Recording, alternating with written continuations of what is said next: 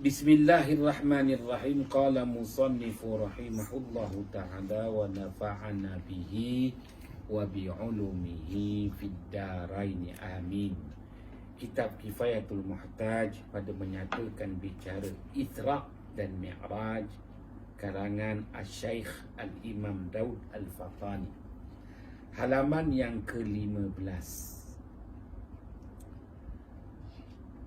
Dan lagi adalah padanya beberapa kaum duduk beserta dengan baginda Ibrahim alaihissalam. Adalah muka mereka itu seumpama kertas putih melepak lagi bercahaya. Dan lagi ada pula beberapa kaum yang lain, muka mereka itu warnanya itu putih tetapi berubah sedikit, tidak seindah gulungan pertama. Maka berdiri segala mereka itu yang berwarna berubah itu, masuk ia pada satu sungai, maka mandi mereka itu di dalamnya. Kemudian maka keluar ia daripada warnanya suatu, yakni bersih ia sedikit. Kemudian maka masuk pula ia pada sungai yang lain, maka mandi ia di dalamnya, dan keluar ia daripada sungai yang kedua, maka bertambah bersih pula daripada dahulu.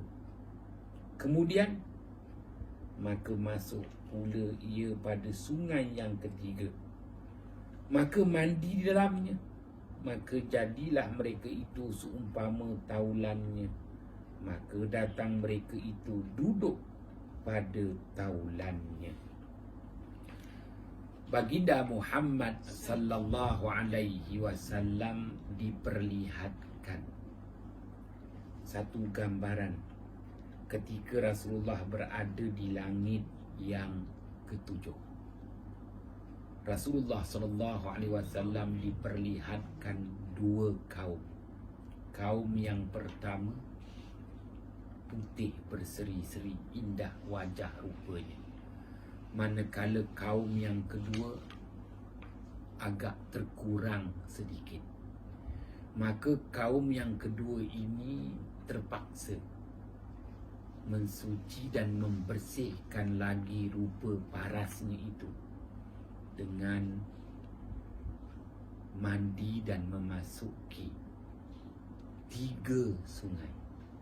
Sungai yang pertama ada perubahan, ada peningkatan.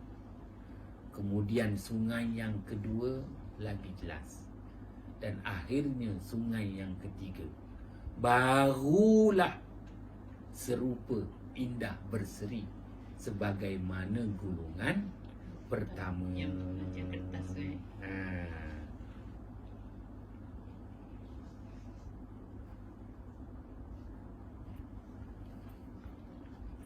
Baik.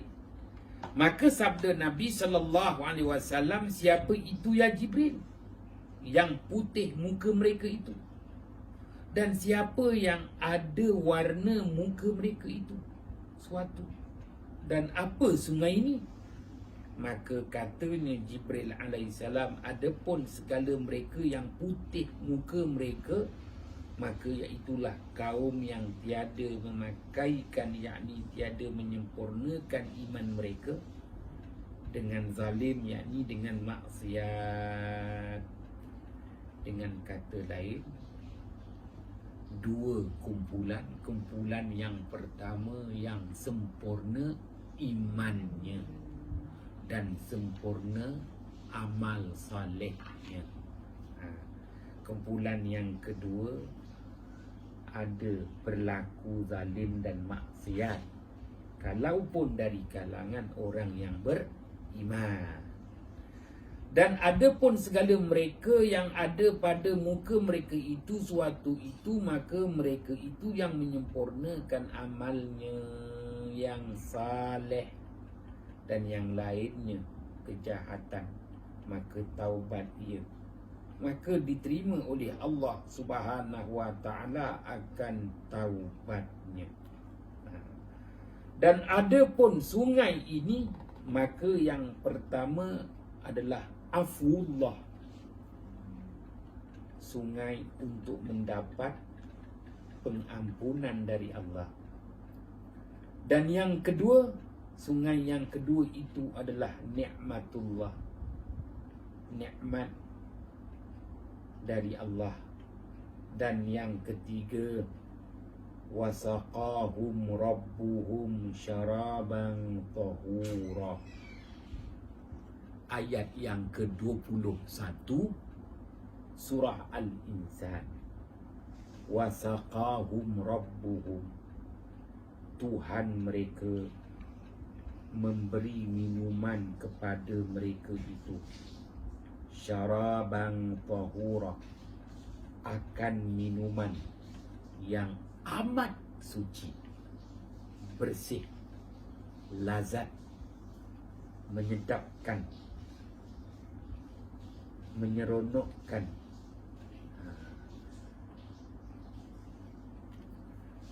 Nak dijelaskan kepada kita bagaimana baginda Muhammad sallallahu alaihi wasallam melihat di kalangan orang-orang yang beriman, yang sempurna imannya, yang tidak sempurna imannya.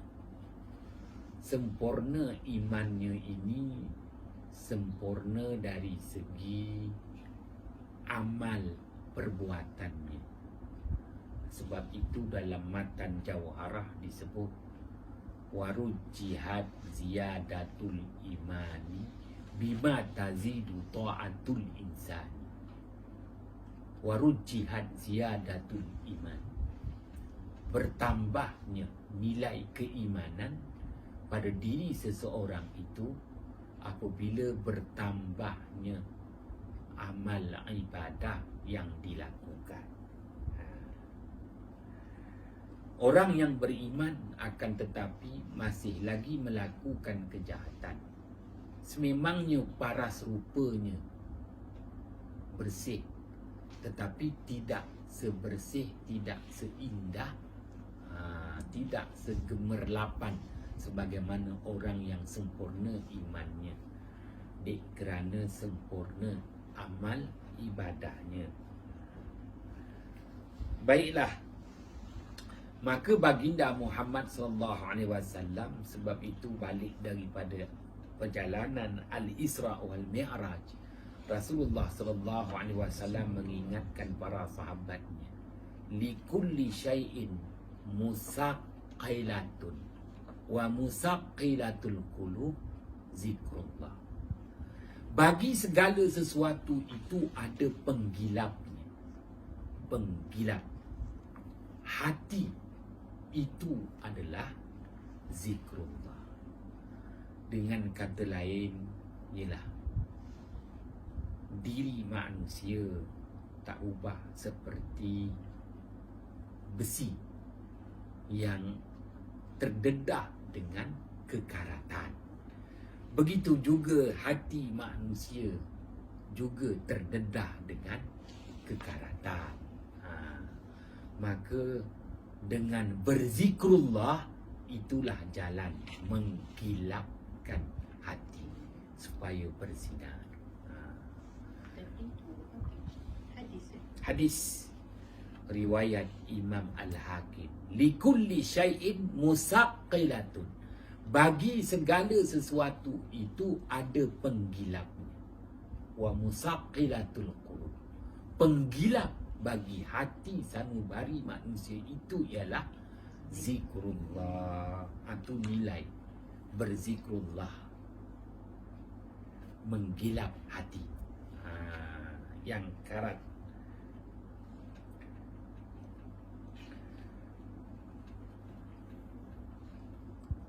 Sungai yang ketiga, barulah bersih, indah, melayakkan orang yang beriman, yang disebut sebagai di sini golongan yang kedua itu memasuki syurga Allah Subhanahu wa ta'ala.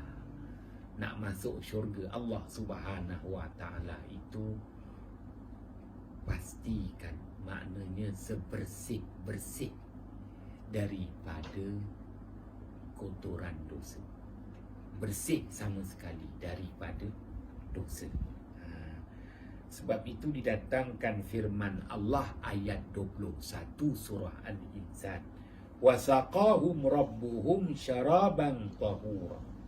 Wasaqahum rabbuhum.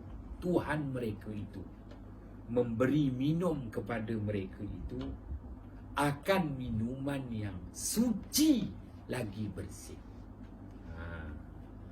Ya, arak yang ada di dunia haram hukumnya. Kerana arak yang ada di dunia ini tidak suci dan tidak bersih. Walaupun ianya itu memberi nilai-nilai keseronokan, kelazatan pada manusia, tetapi tidak ada tahur, nilai kesucian dan kebersihan. Kenapa? Kerana arak di dunia itu memabukkan. Kenapa boleh arak di dunia memabukkan? Kerana peraman. Daripada peraman. Perahan buah-buahan yang diperam. Peram itu akan menambahkan mabuk pada perahan-perahan buah-buahan. Sebab itu dia tidak suci dan tidak bersih. Baik. Kemudian dikatanya akan baginya, inilah tempat Tuan hamba dan tempat umat Tuan hamba, syurga. Maka tiba-tiba terbahagi dua bahagi. Dan pada satu riwayat, maka tiba-tiba terbahagi dengan umatku, umat Nabi Muhammad SAW itu dua bahagi.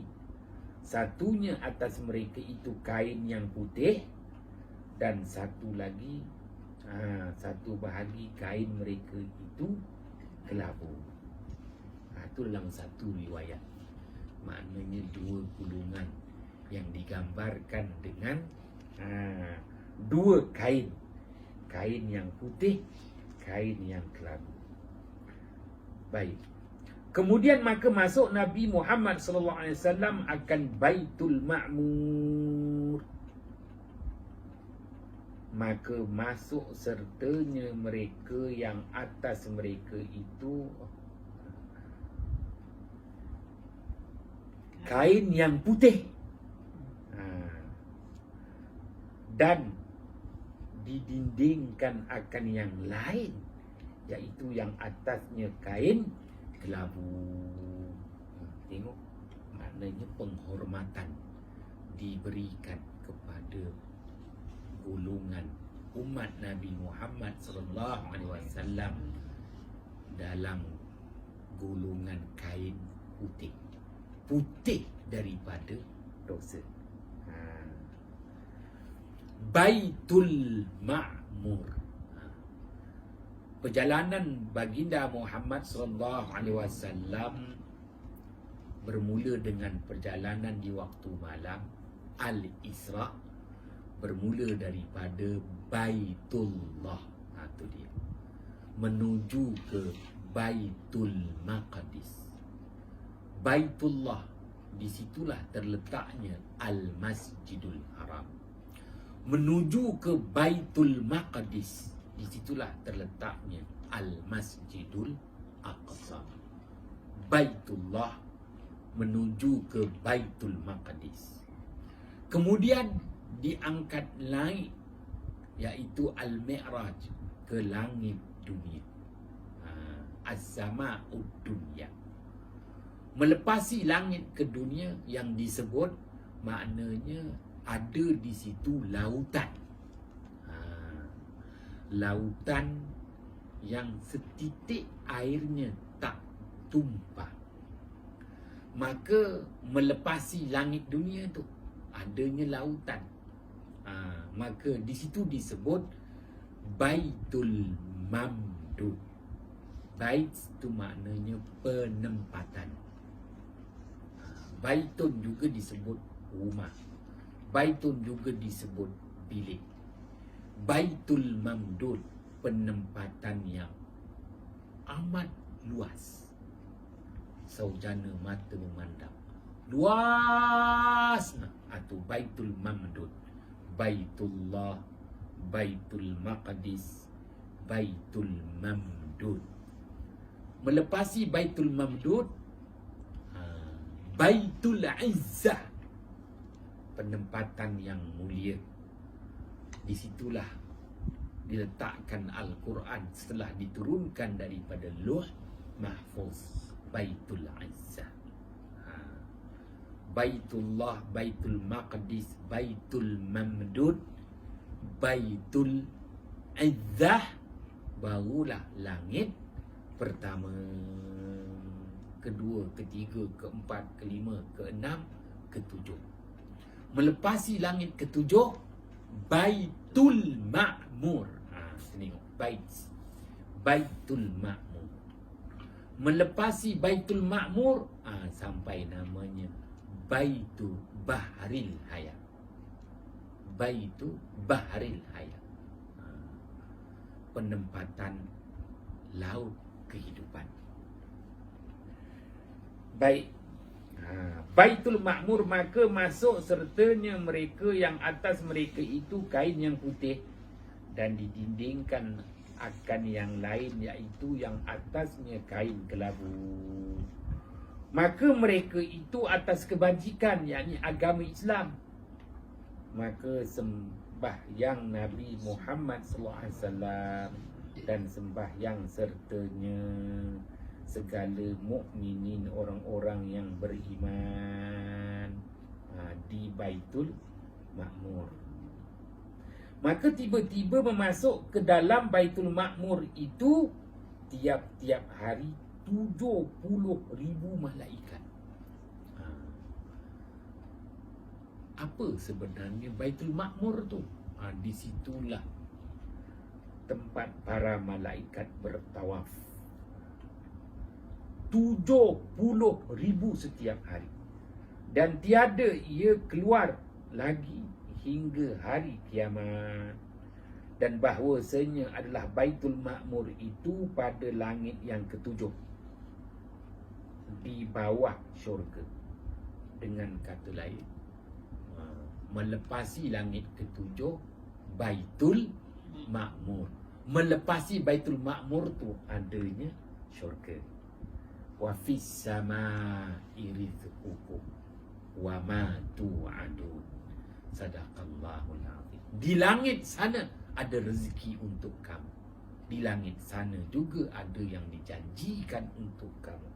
Itulah dia syurga.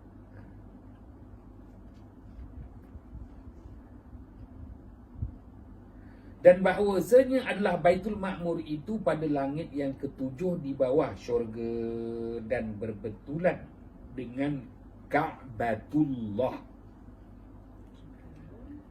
Dengan kata lain, Kaabah itu tempat umat manusia bertawaf. Sejajar dengannya di langit sana Baitul Ma'mur, tempat para malaikat pula bertawaf.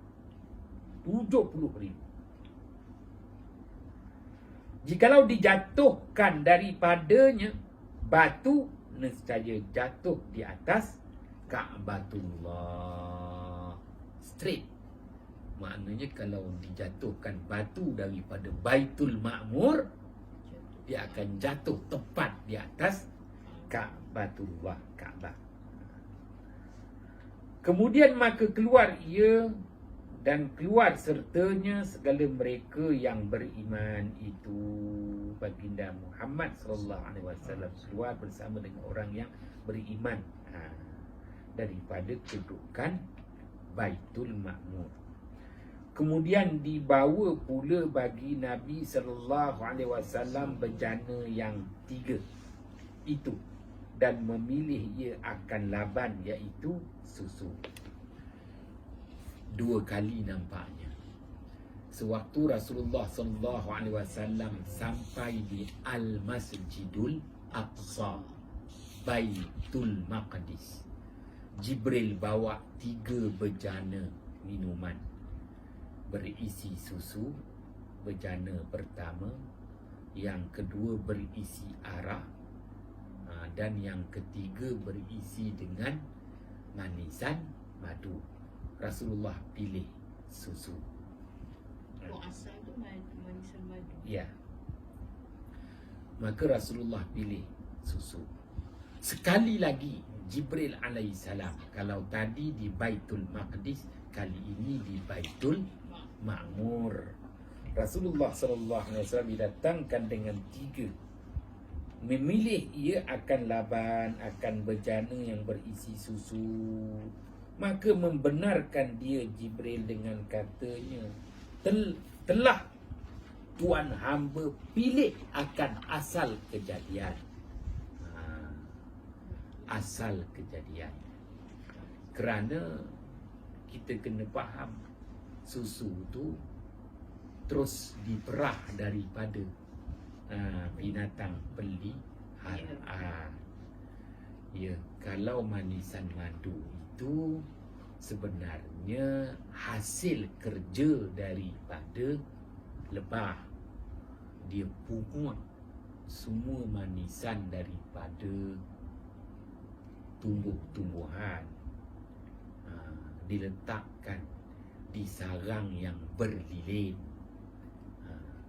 Di situlah barulah terhasil manisan madu. Berbeza dengan susu terus keluar. Maka baginda Muhammad SAW telah pilih yang asal. Itulah yang terbaik.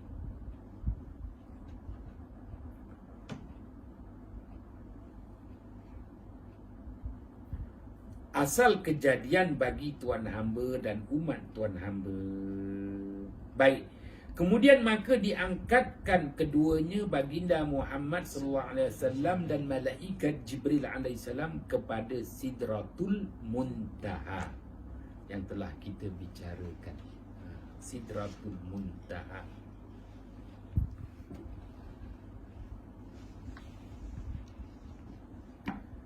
Sidrah bidara. Dan kepadanya kesudahan barang yang naik daripada pihak bumi, maka diterima daripadanya, dan kepadanya kesudahan barang yang turun daripada pihak atas, maka diambil daripadanya. Maka tiba-tiba aku lihat pohon kayu baginya batang. Itulah dia yang disebut Sidrah Al-Muntaha, Sidratul Muntaha, pepohonan bidara, kemuncak kepada segala penghidupan. Habislah kat situ. Maka di situlah dibawa naik segala amal baik daripada umat manusia. Di situ jugalah yang diturunkan. Sebab itu dalam hadis Rasulullah SAW bersabda, likulli insanin babani fis sama, babun yurfa'u amaluhu wa babun yanzilu rizquhu. Setiap manusia itu baginya 2 pintu di langit sana. Pintu yang pertama sentiasa terbuka, diangkat naik amal perbuatan manusia. Dan pintu yang kedua sentiasa terbuka, menurunkan habuan rezeki untuk manusia. Ini berarti apabila matinya seseorang, tertutuplah kedua-dua pintu. Jadi malaikat maut dia tahu ke orang tu nak mati? Dia tahu. Apabila dia lihat sudah tertutup kedua-dua pintu. Pintu yang diangkatkan amalan dan pintu yang diturunkan rezeki. Kalau dah tertutup kedua-dua pintu tu, dah sah. Maknanya sudah tamatlah penghidupan bagi seseorang insan. Macam mana iblis dia boleh tahu orang tu nak mati? Kerana iblis mencuri lihat. Dia cuba mencuri penglihatan, dia cuba mencuri. Oh, dia nampak dah nak mati dah orang ni. Kenapa? Dah nampak dah kedua-dua pintu tertutup. Itu yang iblis akan datang untuk menyesatkan manusia buat kali terakhir. Inna syaitana ya'ti. Bahawasanya syaitan itu akan datang bagi setiap diri seseorang manusia yang berada di penghujung kehidupan.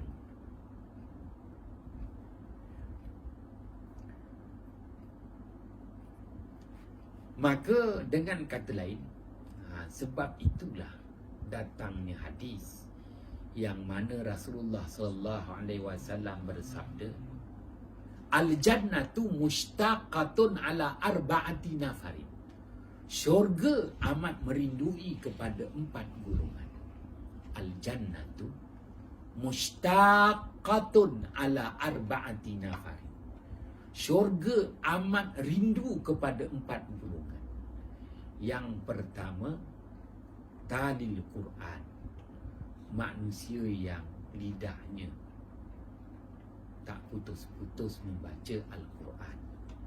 Yang kedua, hafizul lisan, manusia yang memelihara lidahnya. Yang ketiga, wa mut'imul ji'an, manusia yang bermurah hati memberi makan kepada golongan fakir miskin yang dalam kesusahan. Yang keempat, shaimun fi syahri Ramadan, orang yang berpuasa di bulan Ramadan. Kenapa syurga merindui 4 golongan ini? Kerana bidadari melihat sendiri amalan-amalan yang diangkat naik melepasi syurga. Itu yang nak sampai kat Sidratul Muntaha tu. Jadi bidadari dia tengok lidah siapa ni? Lidah yang terpelihara. Dia pun tengok, puasa siapa ni? Puasa Ramadan. Sumbangan siapa ni? Dia nampak. So, dengan kata lain, penghuni-penghuni syurga merindui itu melihat amal-amal kebaikan manusia yang merentasi syurga, diangkat naik mendapat kemuliaan menuju ke Sidratul Muntaha. Maka kalau ditengok, siapa ni? Hebatnya amalan puasa dia. Nanti ada yang menyebut Nazib. Maka dia kata, Nazib tu macam mana orangnya dia? Oh, dah ada jerawat rupanya. Yelah, beda dari syurga tu tak nampak Nazib. Banyak sangat halangan nak sampai ke dunia ni. Mana dia nampak? Cuma dia nampak amalan tu. Maka dia dengan dia bercerita, amalan Nazib tu begini, begini begitu, begini begitu. Makan aja sepanjang PKP.